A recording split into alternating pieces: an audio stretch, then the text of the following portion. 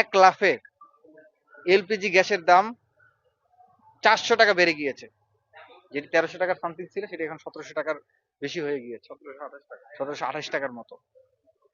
আজকে আমাদের শুধু এলপিজি গ্যাসের সাথে শুধুমাত্র ব্যক্তিগত কিছু ইন্ডিভিজুয়াল ফ্যামিলি জড়িত নয়, বরঞ্চ আমাদের অনেক কলকারখানা, অনেক ব্যবসা প্রতিষ্ঠান এর সাথে সংযুক্ত।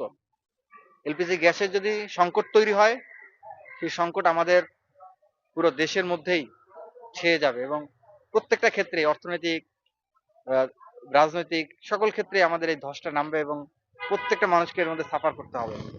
তো গভর্নমেন্টের যেটা দরকার ছিল, যখন তারা উপলব্ধি করেছেন যে একটা সংকট আসতে যাচ্ছে, তখন তাদের উচিত ছিল সাথে সাথে সর্বদলীয় বৈঠক ডাকা এবং দেখে ঐক্যবদ্ধভাবে এই সমস্যার সলিউশনে কাজ করা। কিন্তু সেটি না করে আমরা দেখতে পেয়েছি যে সরকারি দল পক্ষ বিপক্ষের রাজনীতি করেছে এবং বিরোধী দলের রাজনীতি করেছে। আদতে দেশের মানুষের কোনো উপকার এর মাধ্যমে হয় নাই।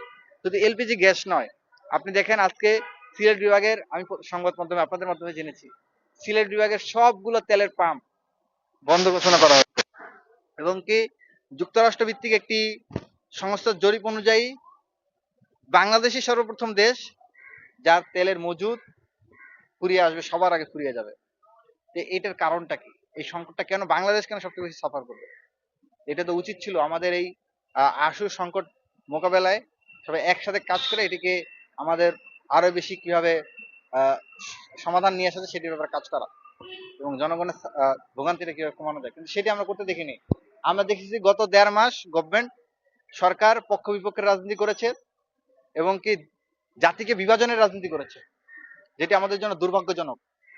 যেটি একটি মীমাংসিত ইস্যু, জুলাই সনদ, যে জুলাই সনদটা 70% মানুষের গণভোটের রায়ের মাধ্যমে এটি সিদ্ধান্ত হয়েছে, জনরায় এসেছে, তারপরও দ্বিতীয়বার সেটি নিয়ে আলোচনা করার কোনো প্রয়োজনীয়তা ছিল না।